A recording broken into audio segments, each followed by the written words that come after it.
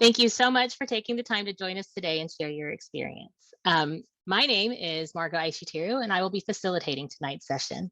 I have two kids, 14 and 6, going through the special education continuum here in West Contra Costa Unified. I serve on a number of district parent advisory committees, but the one most relevant this evening is I'm the current chair of the Community Advisory Committee for Special Education. Um, so for the rest of our panelists, in 30 seconds or less, please tell us your name and what brings us to this panel. Let's start with you, Sharice. Hello, everyone. I'm Charisse LeBlanc. I am a family support specialist at Care Parent Network. I've been with Care a little bit over 4 years. My 22-year-old daughter has a medically complex condition, and so she's part of the reason why I'm involved in this work. She went through West Contra Costa schools as well as my 20-year-old neurotypical son, and he's 20, so they're both out of the school district now. And yeah, we at Care, we just help other parents with the peer-to-peer support model. We help them with guidance and navigating all of the systems and life choices that they need to make when they're parenting individuals with special needs. So thank you for having me. Welcome. Sonia? Good evening. My name is Sonia Neely Johnson, and I am currently the interim SELPA director for West Contra Costa Unified School District, and that is a very new title since January 3rd. I'm also a parent of a student who has gone through the continuum of programs that we have in West Contra Costa. He started at Cameron, and now he is 19. Of transition age. I'm just very happy to be here. And I want to tell Charisse that as a parent coming into Cameron, Care really did support me at a time that I needed it. So thank you. Good evening, everyone. That's awesome. And then Teresa? ¿Qué tal? Buenas tardes. Hello, good evening, everyone. My name is Teresa Hernández. Mi nombre es Teresa Hernández. Soy madre y líder comunitario. My mother and community leader. I have two kids, Kenya with Down syndrome, 26 years, so I already passed the transition. And my second son, mi segundo hijo, is Emmanuel Soto, have special needs too, with no severamente handicapped. So we have many things. Thank you. Welcome, everybody. Thank you. Welcome. Okay. Well, let's get to the fun part. We have some questions that we've prepared. Let's start with question number 1. What type of post-secondary education options should be introduced to students with disabilities? Why is post-secondary education important for students with disabilities? And how do existing K-12 IEPs follow students on their post-secondary journey? I know that was a bunch of little bits there. Who would like to go first? I can talk. I can talk a little bit about post-secondary options that students should be introduced to. So there, all the options that neurotypical children or those that don't have disabilities are introduced to, basically, because we're building, as inclusive of a society as we're able to, and people with disabilities have a lot to offer as well. Our systems just aren't built to really harness the potential of those differences. So all options, vocational, community college, adult school programs where you can earn certificates for certain skills, state colleges and universities, and then of course, it depends on what the student's educational goals are, right? And what their level of independence is, what their interests are. So it's important for all of us to continue lifelong learning. We all have dreams and hopes, and instilling that value of lifelong learning is really important, especially for our people that have developmental disabilities. They are just on a different timeline a lot of times than other people are. and continue to develop. And those that live around them and care for them know this. It's not always so obvious to people that do not know your child, or may not have opportunities to socialize with people with disabilities. And you know everyone has potential, and sometimes those developmental milestones come a lot later. They may not come at all, but all of us continue to develop throughout our lives, and that goes for people that have disabilities as well. So education's important for that. And I guess the third part, how do existing K through 12 IEPs, was that the third part of Yes, yeah. How do Yeah. existing K through 12 IEPs follow students on their post-secondary journey? So Oh, it looks like my Sonia has some input. Oh, yeah. Oh. So I want to say that yes, the if you have an IEP, and so we have students that graduate with a diploma, right? And typically they may graduate at 18, but if a student has an IEP, they actually have until 22 to graduate. And we have transition and adult programs to support them. But when they go off to college, just say junior college or a 4-year college, they can take that IEP to the college and get accommodations. So some of the same accommodations that they had in high school, they can actually also get in college. And so we do encourage students that have IEPs, and when they're leaving us, to say, take this to your college, possibly even take this to your job, because there may be also accommodations that a job can give you so that you can be, the best you can be at your chosen, field. Claro que sí, que Teresa? quisiera unirme a mis dos compañeras. Es muy importante que Yes, padres. it is very important that we as parents pay attention to the IEP, and we know the goals and be familiar with the goals of our students, and take them to college, to their jobs, to any program that they want to participate in. They should take them also the regional center, or if they go to different agencies to look for support, the IEP should be considered. Thank you. Can I add one thing to sort of piggyback on what Sonia said? So when they exit the school district, a student, they should have on their final IEP something called a summary of performance. And on that document, it's part of the IEP, there should be contact numbers for the school district and any other services that they were receiving that people can refer back to. So I think, that's something also to point out, just not the actual, the whole IEP, but there's actually a document that is meant to follow the student called the summary of performance. So, and then they're not always, the accommodations they get as they move on to post-secondary are not going to be based on an IEP like they were in the school district. But as Sonia said, that's really great information for someone else to have so that they can see what was, what the student actually needs, but they're not obligated to use that IEP like they are in the school district. I know that I'm facilitating, but to add just a small bit of that, my oldest attends middle college, so he is in the high school and is going to classes in Contra Costa College.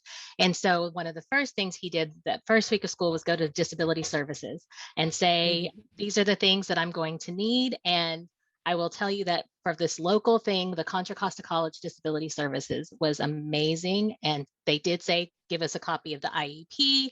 And it's been a really smooth process. And when we've spoken with other folks at other, that's a great path for students to take as soon as they get there, as soon as they can, to contact disability services at their post-secondary institute. Okay, let's go on to question 2. Can I add just one more thing too? Yes, There's Sonia. also something called thinkcollege.net, and they have a lot of programs all over our state and really across the country. And so one of the things that we try to do in the senior year is to open up all of these possibilities for our students, even if they're leaving us at 22 with a certificate of completion, or at 18 with a diploma. And so I just really encourage all families to, challenge your case managers to say, hey, what is it out there for me post-secondary? And like Cherise said, we do have that, we call it the transition IEP, right? And it does have the summary, and then also just any other resources. And that's what we should be helping students to do, is to figure out what they're going to do post-secondary. That's our role. Which is a great segue into question number 2. What types of post-secondary vocational training programs are available to students with a disability plan? How do parents support their children to access these services? Okay, I can start. We have a transition program for our students on certificate of completion, but we also have it for our students that take a longer to get that diploma. If they go to our adult ed school after 18, say they don't get their diploma by 18, they can continue with our adult ed program. And we have a resource teacher with paraprofessional support. We also have an employment specialist, and we help them in many cases. A lot of our students are working towards their diploma. So they're helping them find employment, which is important in our community, and also helping them continue on that pathway to achieve that diploma. They also, once they get to the adult ed program, they have access to all of our adult education program classes. And so there's certifications in Microsoft and, other resources that are very good that our students can benefit from. But our transition program, students enter that at 18. And we have a multitude of programs, the culinary program, we have office and clerical training program, groundskeeping and maintenance, custodial training. And then we have some other work site training that our students go to. We have a lot of partnerships with different companies. So Contra Costa College is one of our partners. The Blind Orientation Center is one of our partners. Our Nutrition Center on our campus is one of our partners. And our students actually are in transition now, working in the center and earning money because I sign their time cards. So there's just lots of opportunities. We are trying to continue to, now that I'm in this new role, I wanted to expand because we also know that there are students who are interested in other pathways. And so we're going to be looking at how we can expand some of those, be it through the arts or other CTE type pathways for our students. Awesome. Cherise or Teresa, do you have anything to add on, maybe even on how parents can support their children to access the services? Teresa, would you like to say something? And then Claro I'll que speak sí, last? es muy importante para nosotros como padres apoyarlos. Yo creo que desde Yes, it is very important for us as parents to support our children. Even when they turn 16, I think they can start looking into the transition program and also the program for students when they don't get their high school diploma, they can stay in programs until they're 22 to get their diploma. So when students turn 22, the students are not eligible for district programs anymore. And we as parents need to look for other opportunities, for other resources for our students. And students severely handicapped can go to the regional center, and we as parents need to coordinate with our students and also with all the agencies that offer services so that they can achieve their dreams. And we need to ask them what they want to do, what they want to achieve, but we need to start early. We shouldn't wait until they're ready to exit the program to transition. That was my experience with my daughter who has Down syndrome. And for my son, he's 12. He goes to middle school and he has an orthopedic problem. He wants to go to college. He's in sixth grade, and we're already talking about what college he would like to go to. And as I said before, this is a huge topic. Special education covers so much, and there are different levels of things that students can do. And many of our students will be able to go to college. They can achieve the dream. Other students will go to find some job or get a training in some career, but they all can achieve. Thank you. I was just going to add that, you know, really vocational, there's lots of vocational options and training programs, and I'm focusing on post-secondary. So I'm always thinking after they leave the school district. And, you know, those school district partnerships start while they're in high school or in transition, as Sonia mentioned, so many of them. And I'll just, you know, throw some names out there that you may or may not have heard of, but Department of Rehab is one that offers vocational training. So you'll hear DOR a lot. And sometimes they have programs in the high schools and in the transition program, and they partner with schools to help students with vocational training programs. I know Workability is another one that people may have heard of. And so if those are kind of ringing bells, that's, you know, some of the vocational training that can happen. And just thinking about, you know, one that is an actual post-secondary program that comes to mind is it's called C2C, and it's at the College of Alameda. And of course, community colleges are open to residents of any county, but there are other programs like that that are based in vocational training that students with disabilities can go to and get post-secondary vocational training. And then as far as the parental role with supporting, you know, their kids, you know, always just keeping open communication with the teachers at the school. And if there's a service provider on campus, like if there is a DOR counselor there, just, you know, helping your student learn how to advocate for what they're interested in learning about, what vocation, you know, they want to pursue or learn more about.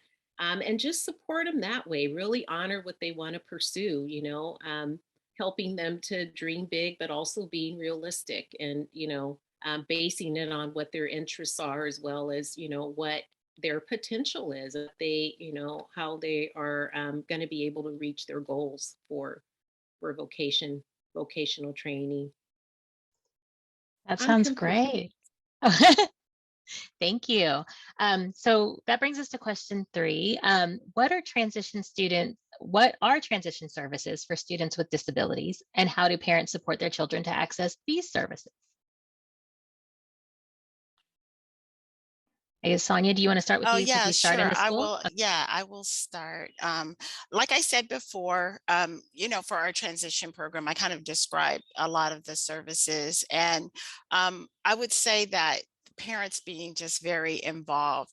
And then if students, you know, depending on their developmental ability and their cognitive ability, they should be a part of the process, right? I think many times we tend to, as parents, to say this is what we want for them, but we should ask them, what do they want for themselves? What are their interests? And so we have what we call the person-driven plan that we do in our transition program. And the first time I sat in one and really, you know, asked a student what they wanted, it was interesting that the student had ideas that the parents, you know, they didn't really match. But then it was a learning opportunity for the parent, because the student felt more comfortable kind of saying it in the group. Um, and so I think that that's very important. And anytime that, you know, we as a school district can do things better. I know we're partnering a lot with other organizations, and CARE is one. We have a transition fair every year, and that's an opportunity for parents to come and just learn about all of the community resources. And every year I learn something new. Like I said, I'm a parent, and so my son isn't at that age of transitioning totally out of the school district, but I am starting to think, what is there out there after 22? And, you know, what is his long-term plans? And so just being a part of the process, helping your child navigate that process, is very important. Deza, I saw you unmute. Sí, claro que sí. Como lo comentó, es muy importante. It is very important that parents are involved, and we need to learn.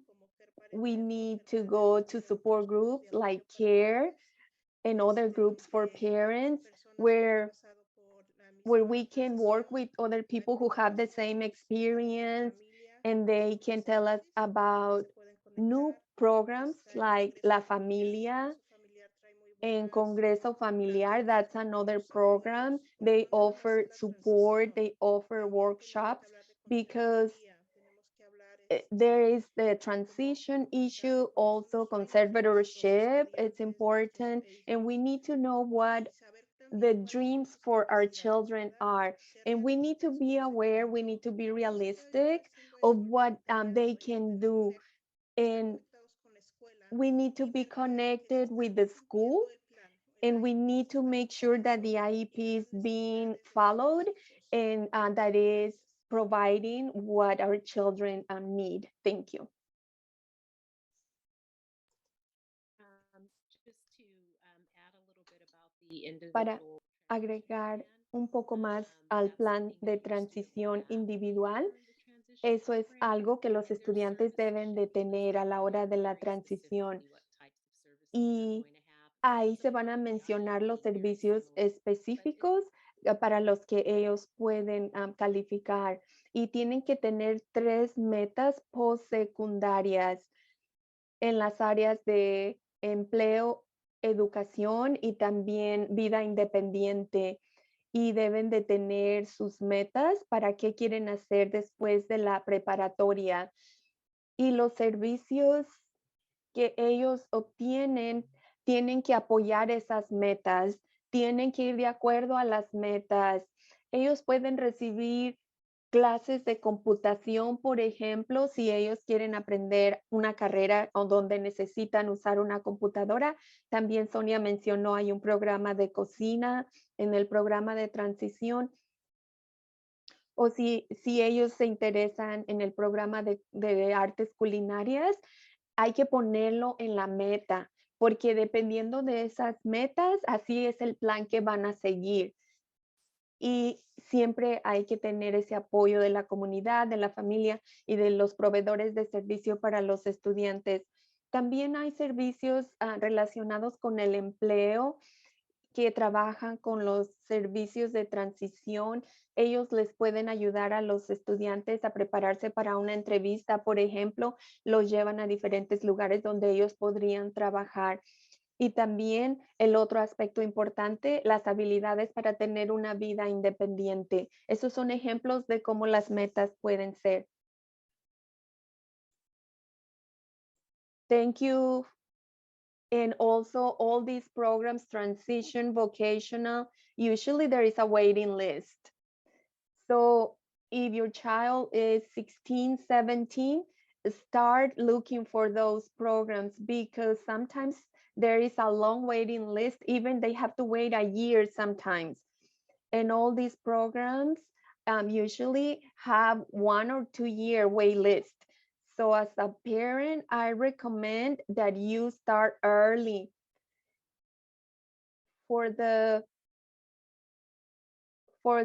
family congress this weekend, they will have a virtual event, and it is important that if your child is approaching that transition, go and participate, because it is better to start early so that you can decide what your porque recordemos que ya a los 18 ya van a ser adultos y hay que remember our children are going to be 18 soon, and they will be considered adults, so they also need to participate in this process.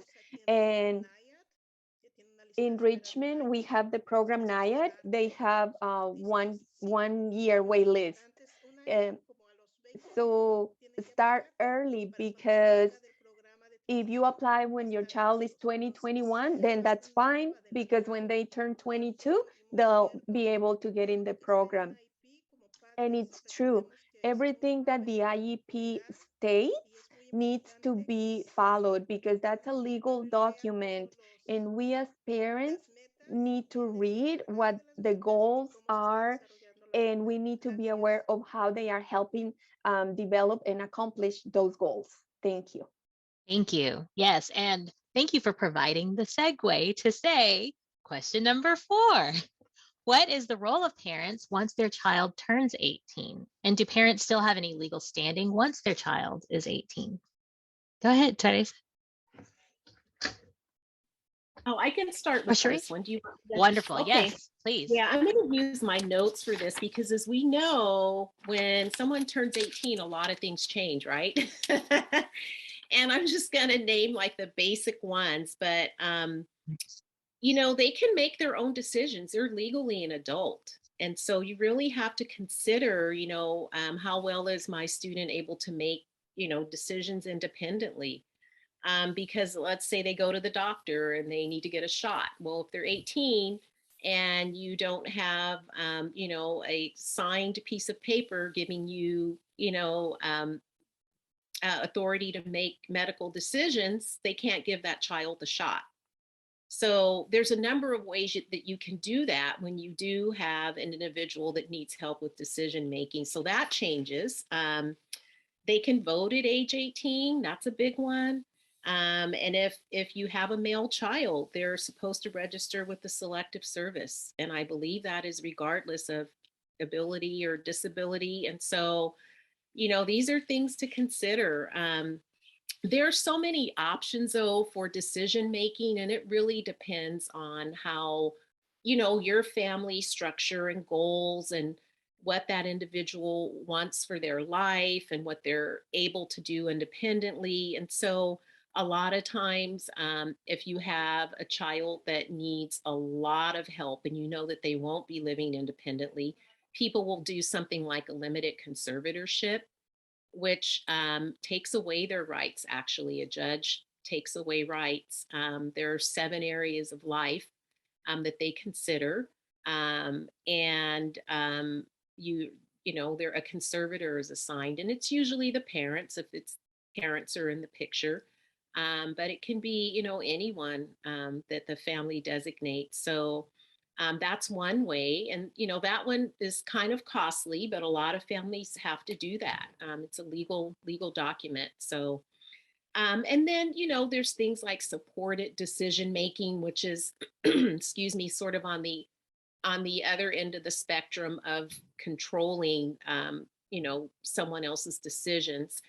It is the most flexible out of all of your choices. And that's a circle of support that the person chooses. And the family can also help choose people to help them make decisions. And, you know, it's a process. It's much like person driven planning where people come together and really support that individual. And, you know, you meet on a regular basis and make sure everyone's on the same page with how to support that individual as they make life decisions. And then in between those two, there's things like power of attorney, which a lot of us have heard of. And so you can get financial um, uh, authorization to oversee that person's finances or their health decisions through power of attorney. And then there's one other one that kind of is a major one, and that is just consent forms.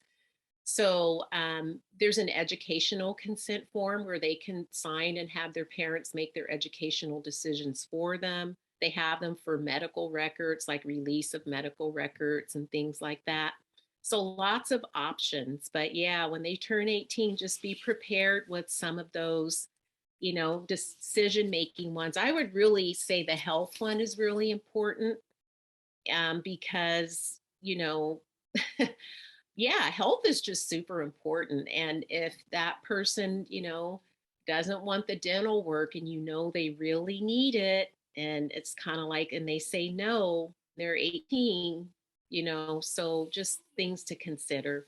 You can always start thinking about that, you know, when they're 17 and get things done ahead of time if you can. The earlier you plan for all of this, the smoother a transition they're going to have. Thank you. And a quick input on the medical side, you really want to be thinking about that early, because in California, at least at 12, you start to get locked out of electronic medical records. and there's a kind of a wasteland that can occur there. So I know we're talking about transition, but that's a really good start to test where you need to start having some support in place. Sonia, you were going to answer? Yes, I was going to say, I just experienced that this past year. My son turned 18. And so, because he has extensive support needs, and kind of to what Sharice was saying, is that, he probably will not be ever able to take care of himself. And so my husband and I are co-conservators. And so we did apply for that. Regional Center had a lot of resources where, even though it is expensive, it's probably about 25 to 3,000 a lawyer will charge. There are lawyers on there that really will work with you and will charge as little as $700. And so those resources you can get through Regional Center. They have that resource, but also too Social Security. And so if a student has a disability, then they're not going to be able to work, like you said. They're going to always need to be taken care of. Then they also, at 18, they're able to qualify.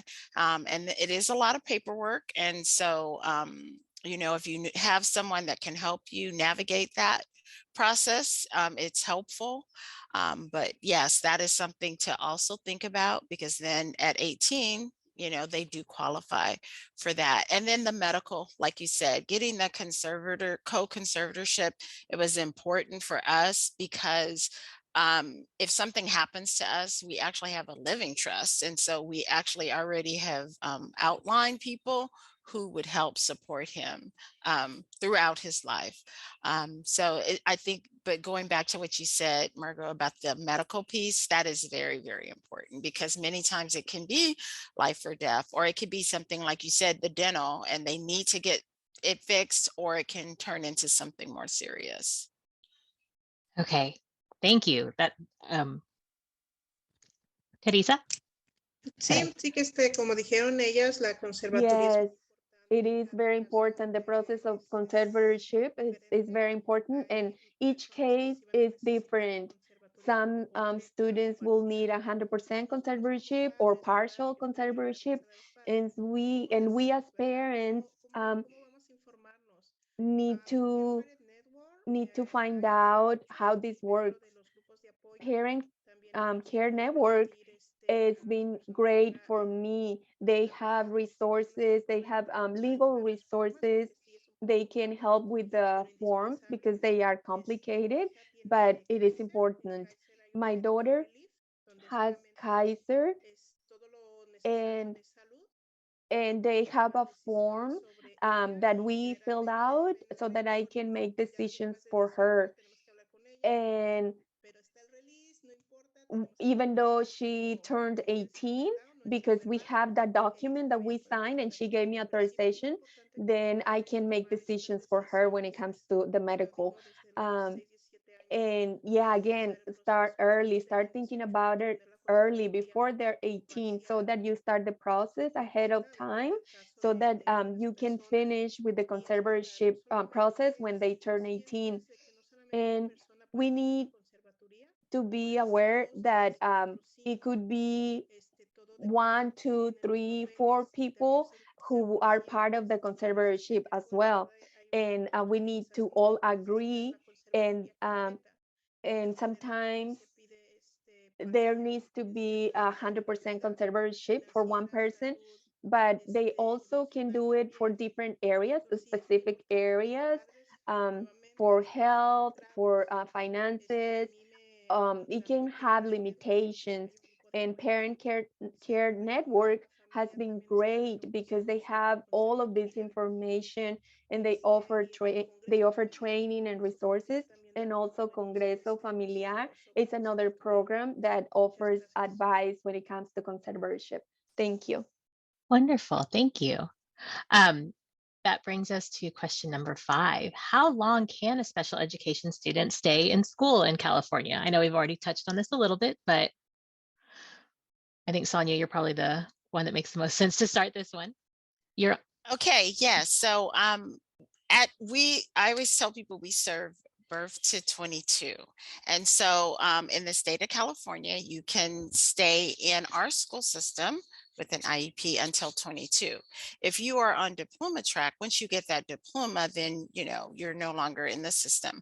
But if you are on certificate of completion, then you can stay with us until 22. And with that diploma, like I said, you have up until 22 to get it. And we have our, like I said, we have our adult ed programs.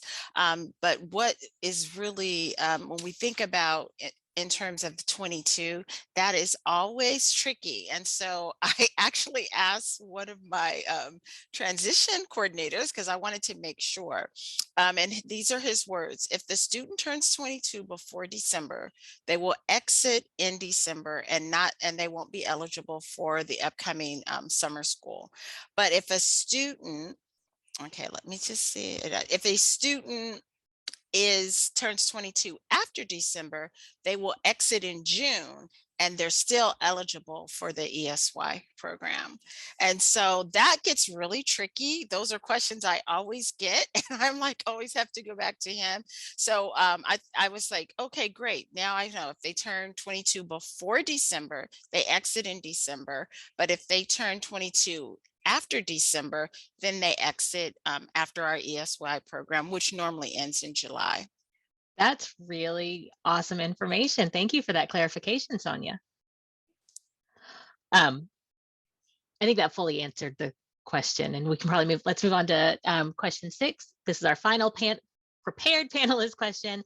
What programs or services do you recommend for families to explore after high school? And Charisse, I think we were going to start with you on this one.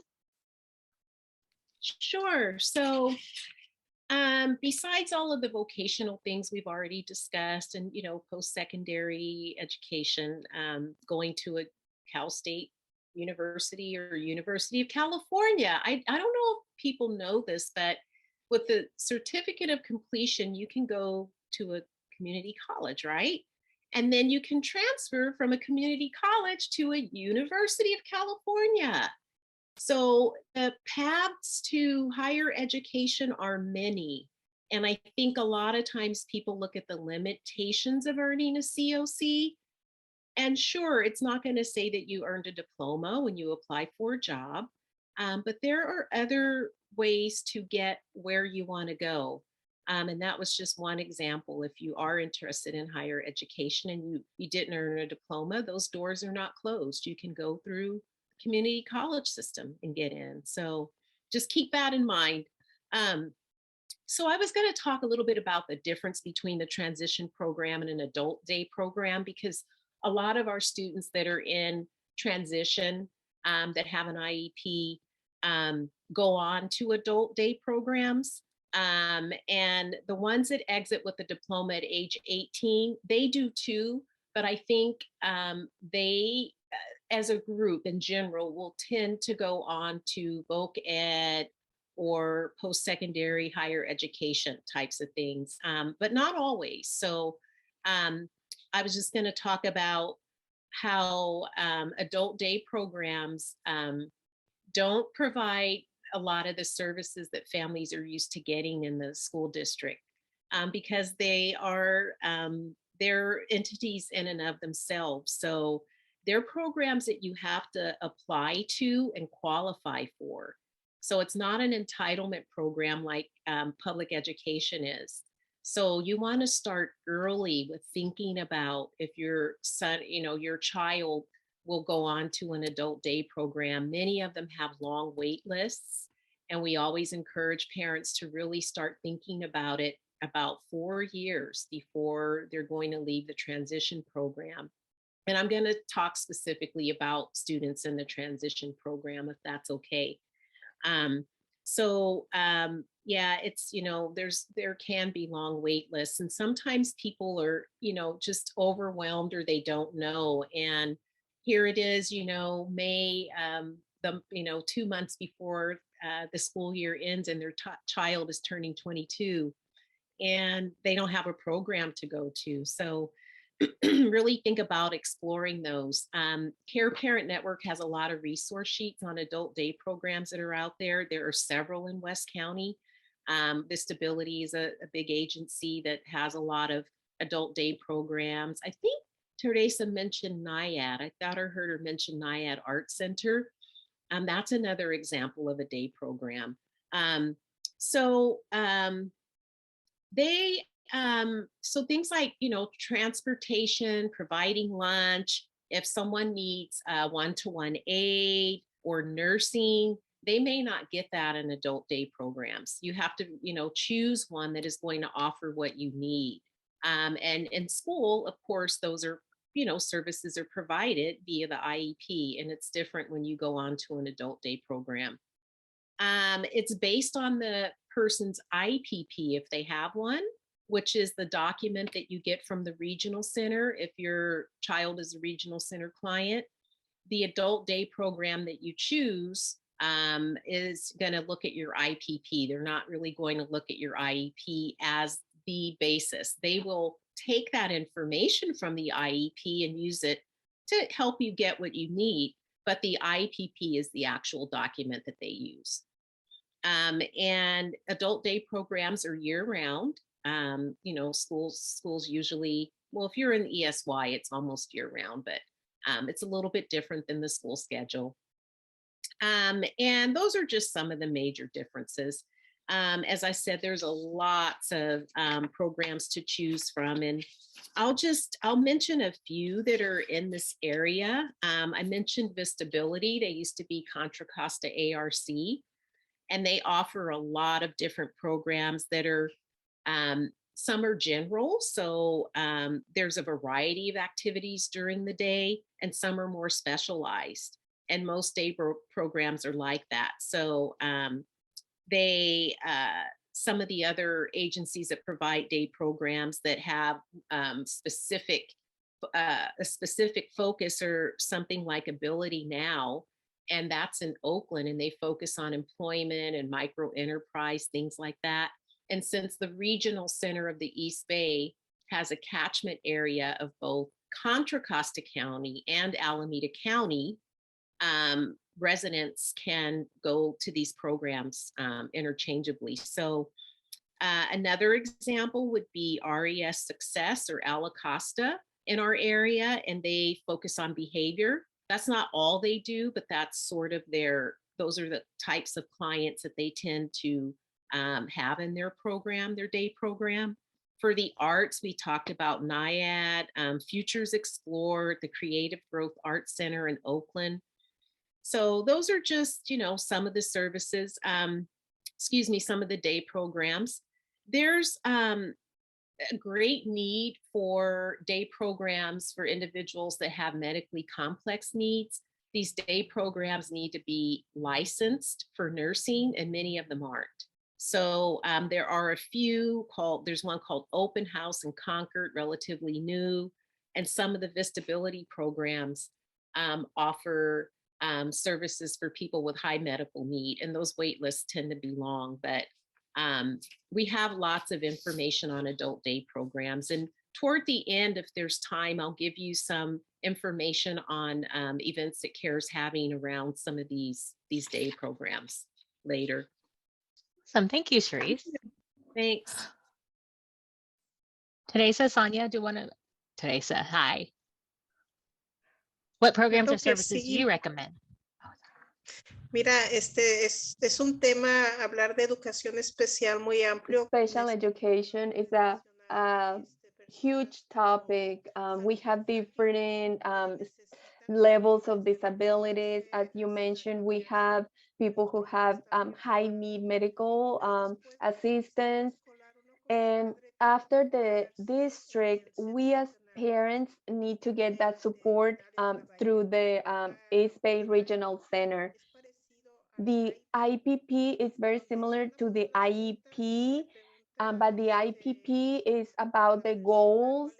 It's where the student can state what they want to do in the future. There are many programs that have a long wait list. I'll say that again. And I recommend that parents go visit these places, these centers, because I had the opportunity to visit one of the programs, and a member of the Parent Care Network went with me, And we were able to learn a lot of information about the program, and we decided that that was not what we were looking for, so we can start looking for different programs. So it is crucial that we get information about these resources. Congreso Familiar will have a virtual open house where they will be describing their programs. They offer opportunities for volunteers, for employment, and sometimes they offer a combination of two different programs. If they want um, to go to an art program, they can go 2 days to art classes, and then the rest of the week they can learn something else. And all of this we can learn through the regional center. So the majority of students with severe disabilities qualify for the regional center. Now, what happens with students who don't qualify for the regional center? They have to decide if they want to work or if they want to go to a rehab program. I have two children. One is severely handicapped and the other one is low incident. So with my younger child, he has a goal. He wants to go to college and he needs he needs the services GPS and GPA, his GPA, and also um, the classes that he's going to be taking are going to be very important for him to achieve his goal to go to college.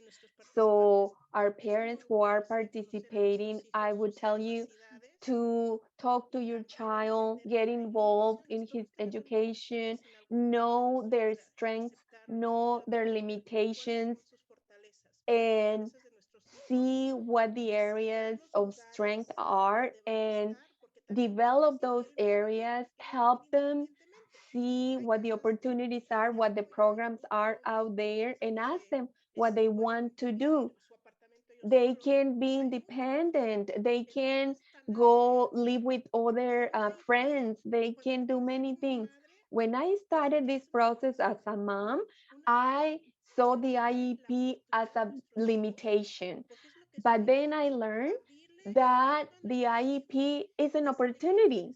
It's an opportunity that opens doors to our children, and it's an opportunity for them to think about what they want to be, what their dreams are. If they want to go to college, Contra Costa Community College also supports students with special needs. So we as parents need to get involved. We need to look for support groups. Care Parent Network is awesome. The regional center. And although some students may not qualify for the regional center, there are other resources. La Familia, Congreso Familiar, the transition fair that West Contra Costa offers every year. They also have a group that offers support for special ed parents, CCS. There is a lot of support out there. And for me, as a mom, those support groups have made a huge difference. Special education covers so much. We have different levels of disabilities, and each student is going to need different kinds of support. We have the 504 plans, that's something different. So, parents, I invite you to get involved, to look for support. You are not alone. Get connected with Parent Care Network, get connected with the regional center, take advantage of trainings and workshops, learn about conservatorship, about transition, housing. There's so much information out there. And also, we need to be prepared emotionally because our our children sometimes they started this process at Cameroon when they were babies, and we've been there, and they're used to the bus picking them up, they're used to these services, and then everything is going to change, but they need to know that we are there for them. Huge difference it will make if parents are there to support them through this process. And those support groups for parents are very important. And I'll say it again, yet start early. Don't wait until they're almost ready for transition. Start with those goals early. If they want to go to college, start working on that early. My son wants to go to Texas for college, and he's in the 6th grade. And so it's on the IEP. That's his goal. He wants to get ready to go to college. So he knows he has to keep up with grades, with the GPA. I didn't go to college, so I didn't know what competitive is. And when they said he needs to be competitive, and then I said, well, what's that all about? And they told me he has to have good grades, he has to take certain classes. And my daughter, who has Down syndrome, she loves Nayet. She loves to go do art, painting. She loves to stay home and do art. And she wanted to possibly go live outside of the home. So we went to visit a place, but they said she wasn't allowed to have a boyfriend there. And so she said, no, I don't like this place. So it's a matter of communicating with our children and supporting them and knowing what they want to do in the future. As we know, this pandemic has made everything different. um, Zoom, it's been tricky for our students. Technology sometimes can be complicated, and we need to teach them to be flexible. And Zoom is great. That's what makes this type of workshops possible and classes. And so it's a learning process. And I want to say to the parents who are here that if your child has an IEP, that's an opportunity. And you need to learn to work through the IEP. Get informed, try to go to workshops. There is so much that we need to learn. Also, social security is another benefit that maybe they are eligible for, or sometimes they qualify for income support. We need to know what the strengths and the needs of our children are. Thank you. Thank you. Okay, so now we're going to move on to the Q&A. Vamos a continuar. Oh, hang We on. have Okay. a question in the chat, and it is mainly about IEPs and having a challenge with students reclassifying. So let me see if I can find it. For students with IEPs, there's a very high barrier for reclassification and little information for parents. And sometimes they reach high school without achieving reclassification. So it's a little off subject, but maybe somebody can talk to that. I can speak to that. So if a student has, the criteria for reclassification is broad. It's a lot of different things. So, you have your teacher recommendation. We also look at data. If they're in elementary school, we're probably looking at the STAR data. Actually, I think now we're looking at it for 3rd grade through high school. And then just how students are scoring on the SBAC. I know because of COVID, we haven't taken that test. So that's been a problem. But if students have tried to reclassify, and I remember when I was a principal, I always said, it really was important for students to reclassify before they went to middle school, because they needed to then be able to go to their English classes. Because if you continue and not being able to reclassify, then you're in ELD, and then maybe that's taking away an elective, right? And sometimes the electives are what our students are interested in addition to the academics, but the elective is taken away and then they're not as interested. So I always would encourage families to try to have their students reclassify. But in special ed, we do have an alternative pathway, and we call it attachment D. And many times we actually, every every year for your IEP, while you're in our system, we should, if you have not reclassified, you're an English learner, we should talk about what we're providing. We should talk about your progress, and we should also talk about your language objective. If we see that students are not reclassifying over a couple of years, then we can look at that attachment D and follow that pathway. And so many times it's the speech teacher, the person that is providing the English learner services. So sometimes it's the case manager, sometimes it's an actual general education teacher. And then we also have our psychologist, and that they fill out that form. We come together, we look at the form, and many times our students are able to reclassify through that pathway. So I would say that if you have that initial concern, check in with your child's case manager and just say, hey, can I look at the alternative pathway for reclassifying? Thank you. Another question that we have is, when does the transition fair take place? I actually have been texting everyone to find out. We normally have it in the spring, and I know with COVID, things have changed around. We had a virtual one. So I will double check that date and get back to you. I'll make sure that wherever you post this, that we have that updated date. But it's normally in the spring, and we bring lots of different organizations together to provide just, information. And like Sharice talked about, and our parent, Ms. Hernandez, talked about, a lot of the different services. Sometimes we bring some of those services there so parents can actually, ask questions and, learn more about those. Awesome. Another question that showed up is this applicable to students with a 504 plan too? I'm having a hard time getting Contra Costa College to add my daughter's 504 plan to her files. She graduated from high school in June 2021. I think that may have come up when we were talking about post-secondary options.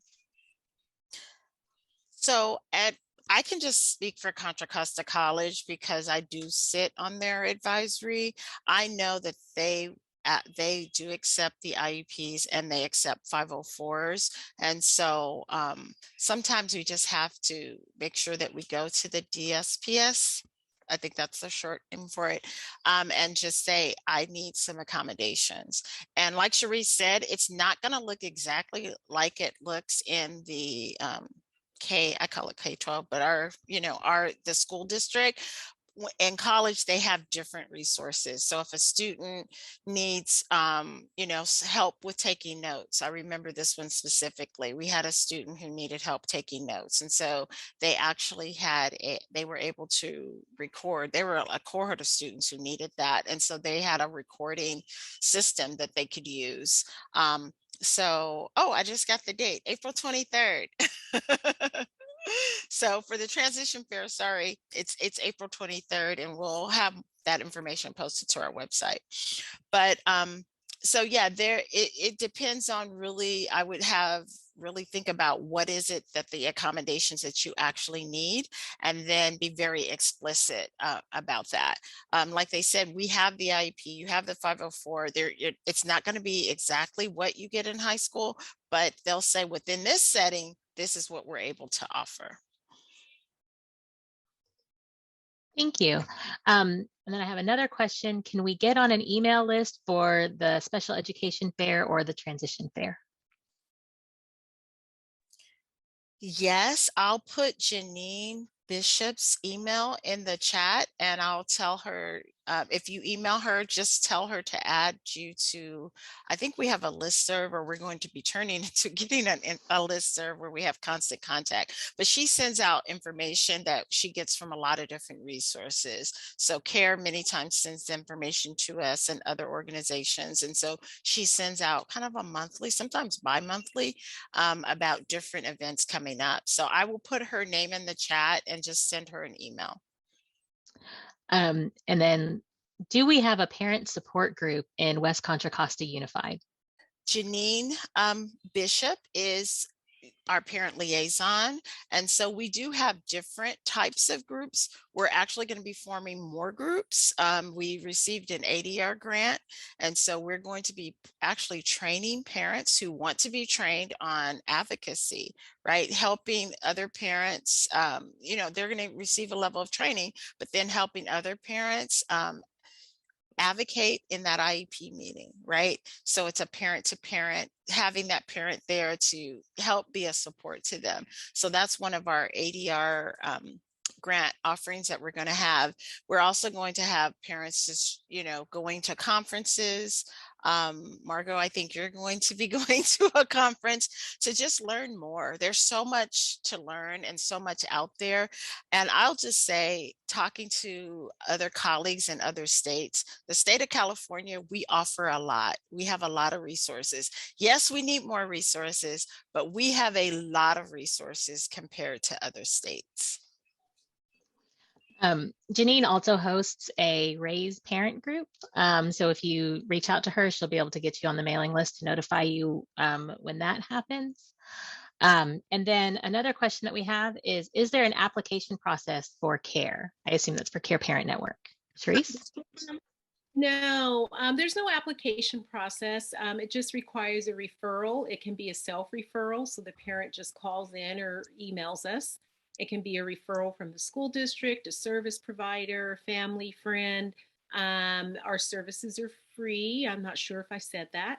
And it's all parents that have kids with special needs. So it's that peer-to-peer support model. Someone usually gets back to you within a few days. And, we're all doing the best we can during COVID to get back to people as quickly as possible. Someone will call you and do an intake and help you with your concerns. And yeah, it's a really easy process. And we wish that more people would connect with CARE. We don't want parents feeling alone. A lot of times the experience that they have with interfacing with the systems is as if it's happening for the first time with some of these providers. And it's like, no, thousands of people have gone through this, and our systems, thankful that we do have something, they are broken, and parents need a lot of help navigating, especially when you have a newly diagnosed child. And we really just can relate to that, and help you as much as we can. We really want to teach parents to be advocates, so that's what we just support them on, that journey of advocating for their child. I did want to say something about support groups. I used to run a West Contra Costa support group. It wasn't for the school district specifically, but I tried, and I know people that came to CARE, that worked at CARE prior to me, also tried to get a West County support group started. And I know Janine's been doing hers for many years. So that's always an interest that we have. Regional groups can be really helpful to families. And so we offer lots of support groups online now that, the virtual world has just kind of opened up more connection in some ways not, but you know what I'm saying. So we can, meet virtually, and there aren't those regional specific boundaries that were there with the in-person stuff. So if you're interested in joining a support group where you would probably be with other parents that aren't just West Contra Costa, you can always check in at CARE and get a support group list. And then, choose one that's a good fit for you. Thank you. Thank you. Teresa, I saw that you unmuted. Did you? Solo para añadir, Care Parent Network también tiene grupos de And apoyo. to add, Care Parent Network offers groups in Spanish, and that helps parents to participate. Another program is CELPA, that's an area of special ed, and for parents who are immigrant and they have English learners, students, it's important that you mention in the IEP if your child is an English learner. It's important to mention what the goal is for the student to reclassify. It's important to ask questions. Don't be afraid. Sometimes if we don't speak the language, we don't feel comfortable, but there are interpreters available that you can request. And don't look at the district as your enemy. No, we need to collaborate. And we may have different ideas, but our child needs us to work as a team. And you know your child, you know their strengths, you know their needs. And sometimes teachers or therapists need to have your input. And we need to work as a team. We need to be friendly, and we need to find those resources, those supports, and ask if your child is an English learner, and establish those goals for reclassification. Ask them how you can support your child to reclassify, and also request the information in Spanish if you don't speak English, so that you know what you're going to be signing. Always request those documents in your own language. Thank you. That's very good advice. Thank you. I wanted to add to what Teresa was saying. I think I said your name right, Ms. Hernandez. There is an MDAC as well that meets monthly, and I think the meeting is coming up. And I would also attend those meetings because you get so much information. The next meeting is going to be actually January 27th. And I'll just copy the information and put it in the chat. I'll try to copy it in Spanish and English. Which one? Both? See if I can do both. Okay. I would like to amplify that. Going to MDAC is super useful. Okay, so we have one thing many West Contra Costa parents have noted is how their kiddos are often bused to schools, and how school community is hard to create. I identify with this one. What advice would our panelists have to help parents connect with each other and also connect with school sites?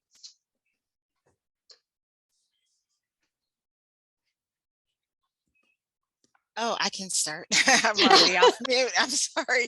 I was trying to cut and paste and it's not letting me. I'll send it to you separately. I would say that, yes, what I'll say this, that we do try to, because we're such a large district, we really are trying to have more of our students go to the schools that are closest to where they live, right? And even if they still need transportation, because we're also trying to reduce that time on the bus. I remember my son going all the way when he was going to Cameron. I live in El Sobrani, and going all the way to Cameron with traffic, it's a long time to be on the bus. So I mean, you know, if I would say get to know about the programs in your feeder program and find out, hey, is this school good for me?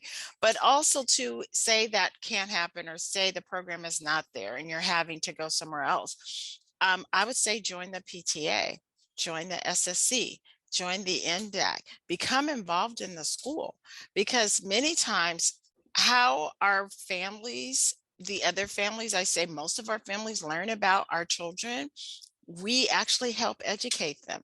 In my son's school, I love it that their inclusion, everything is inclusion. Anytime they think of anything, all of our students are always thought of. And it's like, well, how can we make sure that, you know, our students with extensive support needs, or, you know, mild moderate needs, are included? And it's because parents are active on some of those parent, I would say those parent organizations. And then anytime that there's an opportunity to attend, you know, maybe plays or other activities, you know, we're in COVID now, but like Cherie said, now we can just jump on our computer. So, you know, participate in some of those activities as well. And then that way you do get to know others and more, and, you know, get to know more people within that community. I will. Oh, are we still on this question? I'm sorry, Sonia, were you finished? Okay. Are we still on this question, Margot? We are, yes. So Oh, okay. referring to creating community when your student may not go to their home school. Mhm. Yeah. I'm just going to speak from what my experience was. We had two neighborhood schools fairly close to us. And luckily, my daughter was able to go to the neighborhood school for elementary, but then after that, it changed. And so, yeah, the long bus rides. But one of the things that I would do is because even though it was our neighborhood school, her peers were still kids with disabilities. Like she still wasn't, it's still, we have a long way to go with inclusion.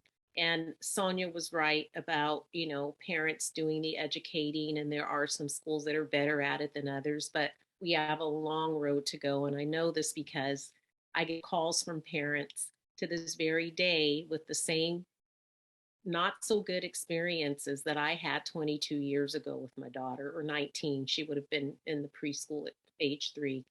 So I will say that, yes, not to take away from what has been done, but we have a long ways to go with that.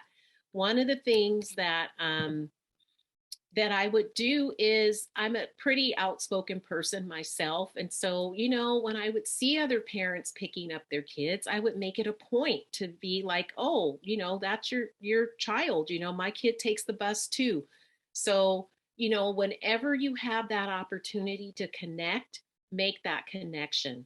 Try to make that connection. And I know it's hard. A lot of times people are rushing, or they may have some boundaries that you're not sure about crossing, that kind of thing. But I made it a point to get to know the parents in my daughter's special ed classrooms. And, because of confidentiality things, you can't, ask for other parents' contact info. And that is huge because now I think in a typical general ed classroom, let's say in elementary school, I don't know if they still do this, but you know, there's ways of doing it, and where kids can get contact information of other kids and families can. And you can't, you can't always do that in our situations. And so there's that we don't have that same sense of community that other parents do that have kids in general ed. And so I would just ask the teachers sometimes, I would give them my contact info and say, could you, let so-and-so's parent know that I want to contact them, and ask them if they would like my contact info. There's nothing wrong with doing that. You're not asking for theirs. You're not, you're just trying to make a connection. And anybody that wouldn't understand that, I don't know what to say, but that's, to me, that was like not very invasive. It wasn't intruding on anyone's privacy, that kind of thing. And I don't know if teachers are still allowed to do that or not, but um, that's all you could really do, is I could really do, is really just try to connect with those parents when I saw them dropping their kids off, or if the kid's on the bus, it's just really, really hard. I would, always be friendly with all the kids when the bus would pull up, and say hi to them and say hi to the aides, and try to establish a relationship with the kids that way. Like, oh, that's a friendly house. We're going to stop at, so and so's house now, and her mom's going to come out and wave to us. And so just would, however you can connect, but yeah, it's hard because you don't have that kind of built-in community when your kids are bused. It is hard. So that's what I would do. Just, really make an effort to connect whatever way that I could. Thank you. Sabes que yo quería añadir a mis compañeras. I wanted to add something that in my experience with my daughter, at the beginning was difficult because I was an immigrant and I did not speak the language. And I felt intimidated. I couldn't communicate. And I didn't have a lot of communication with the teachers. And when I saw parents who spoke Spanish, I would always go to them and that way I could communicate. But I started to become a volunteer. I love to be a volunteer. And my my son, when he started in the school district, now he goes to a charter school, but I have always been involved and I've always been a volunteer, and that opened up communication.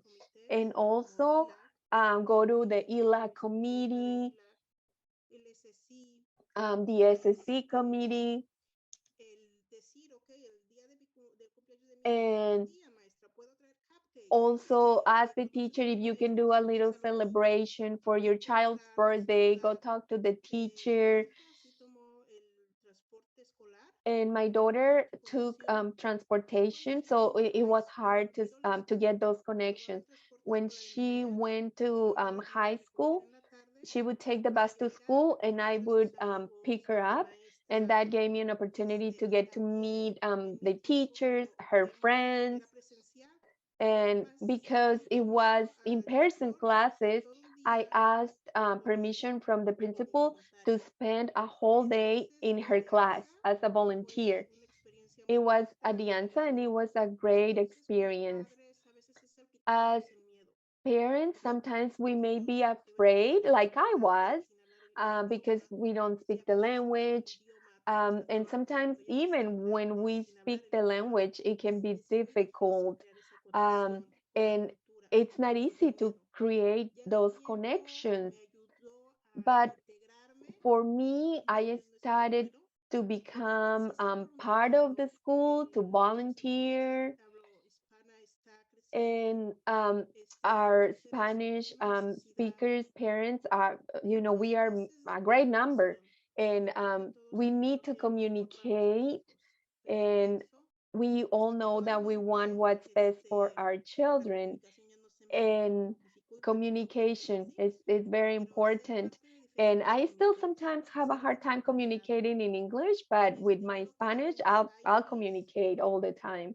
And what I do when I go to the IEP, I try to bring some tea or coffee or fruit, and I always get there early. I ask for permission to bring a little snack.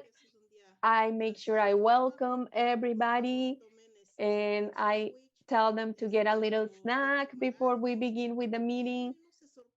And they get, like a little surprise because somebody is acknowledging the hard work that they do.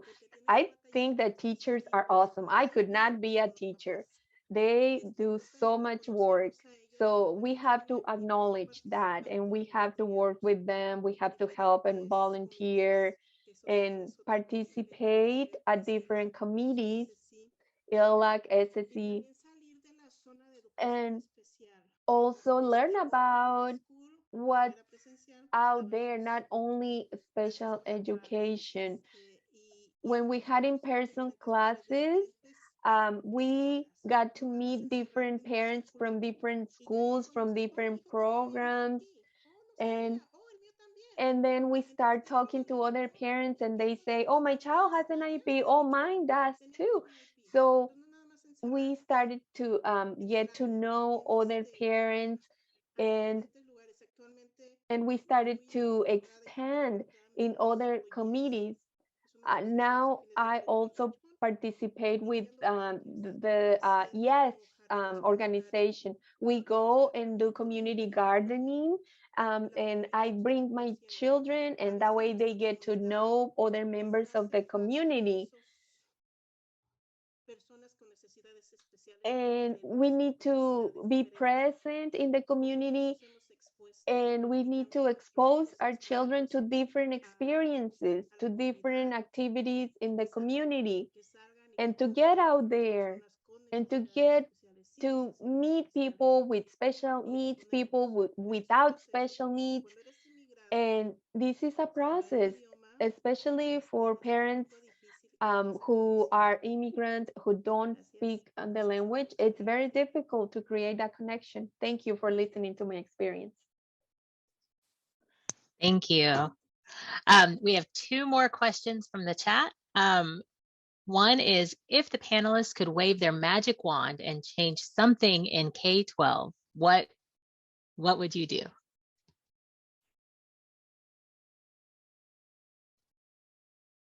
Right now? This is an interesting time to ask me this. Because yeah, COVID has just, created it to me, it's opened up all of the inequities that we've had in the system, right? And it's exasperated them.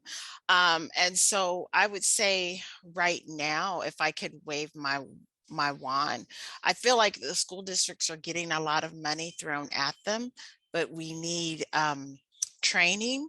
We need resource, we need parent training, we need people to come in and help us do these things. And right now, we have a lack of resources in terms of people. So it's the right now, before it was we didn't have enough money to make things happen.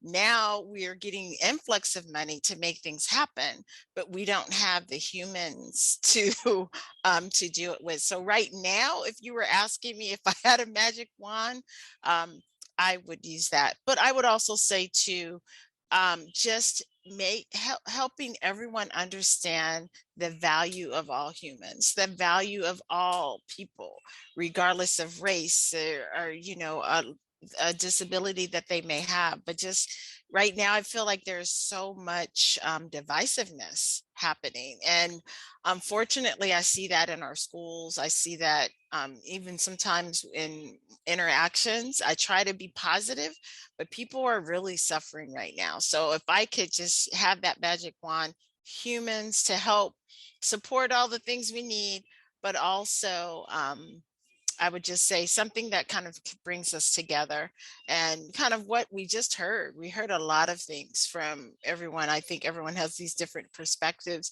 but just an opportunity to engage and just to see the beauty and just all the wonderful things that each of us have to offer, and people accepting that. So that would be mine. I know at this moment, that's what I need. I love that. Cherise? Teresa? Oh, I would just say, magic wand for public education has been what I've always wanted, which is whatever it is that we're doing right, keep doing that. And all the things that are not working for so many families and children, we really need to fix those, because we are not producing the kind of society that I really want my kids growing up in. So something is definitely awry. And it's not just the schools, but whatever the schools can do on their part to help us become more humane, empathetic, caring, competent people, that realizes the interdependence that we all have on each other and the planet.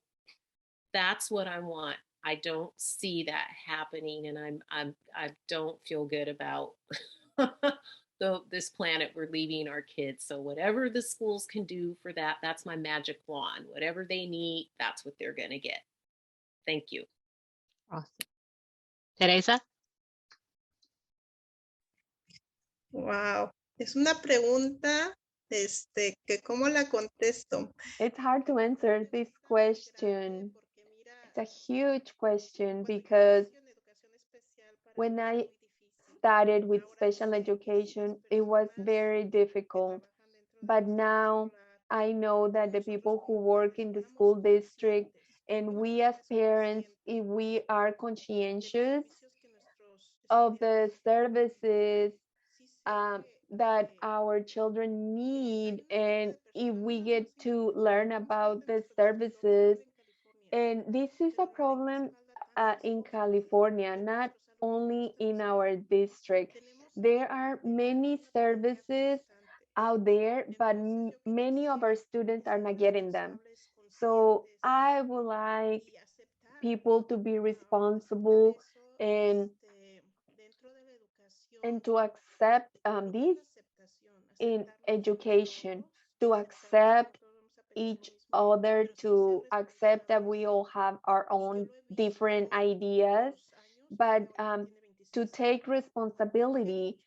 And I've seen it through the years that many specialists don't even know the law when it comes to an IEP. And when when we have this experience, when our children are diagnosed with special need, is when we realize all these things. And I think that we all need to be responsible, and we need to know that our children is not an IEP. They are a person, and they need us. And also, why do we always separate special education and regular education? Why don't we combine them and offer them that support together? I think that's being responsible and accepting, and and it's being honest. And I think that it's okay sometimes if the specialist, if they don't know the answer to a question, I think they should be honest and say they don't know. That's okay, because in my experience, I've worked with professionals who don't know what they're doing, and that is very frustrating. So if I had the magic wand and I could change something, I would say that everybody becomes responsible, from administrators, teachers, parents, and to accept and to be conscientious. That's what it would be. And also, if I could make that COVID goes away forever. I'm giving you all magic wands. Poof, here we go. Okay, the last question says maybe. Thank you all for joining us tonight and sharing so many valuable nuggets of information. Any last thoughts you'd like to share? I'll start out. Like I said, this is a new role for me, and I feel like it's unique in that, I'm in the system, but I'm also a parent of the system. And when I know that I've even had challenges, when my first son first started, and even along the way, um, I just want to say, as the new interim SELPA director, that I am open to feedback. I see feedback as a gift. And I think that I would like our entire department to really take on that challenge, to not become defensive. And like Ms. Hernandez said, if you don't know something, actually, sometimes people don't even expect you to know everything. I mean, I sat here and I learned more from Charisse. Thank you. Like I said, there's resources that I'm always learning about. And if I learn about them, I share them. And so I want us to see feedback as a gift. I want us to, work hard to do what we can for our students. I feel like West Contra Costa can be that place because we're so large and we have so many programs, but I want those programs working at a higher level, I would say, and expanding. So those are going to be my goals. I'm coming in the middle of the year, and so I am trying to catch up. So I ask for that grace and give me time. But people are already giving me feedback, and I'm listening, and I'm challenging our staff to, yeah, this is the feedback. What are we going to do about this? How are we going to change this narrative, right? And so I do want you to know that I am open to that. And thank you for having me here this evening. And it's been wonderful. It's been a great experience for me as well. Awesome. Let's do Teresa and then Charisse. Solo agradecerles y el decirle a todos los padres que Thank you. And just to tell parents that we need to keep learning every day. We as parents have technology issues. We're learning Zoom. We Latinos are not very good with technology, so we need to learn.